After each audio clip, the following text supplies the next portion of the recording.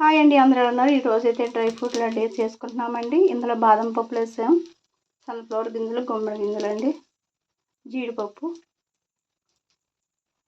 దీంట్లో ఖర్జూరం అయితే వేస్తున్నాము, ఎడిసిన అయితే వేస్తున్నాం అండి. ఇవైతే కొంచెం నూనె వేసి వేయించుకోవాలి, పచ్చి వాసన పోయే వరకు. చూడండి, ఇవైతే వేగిపోయి బాగా మాడిపోతాయి, సేదు వస్తాయండి. ఇప్పుడే స్టవ్ అయితే ఆఫ్ చేసుకుందాం. ఇవైతే చల్లారేకి మిక్సీ పట్టుకోవాలండి. ఖర్జూరం అండి,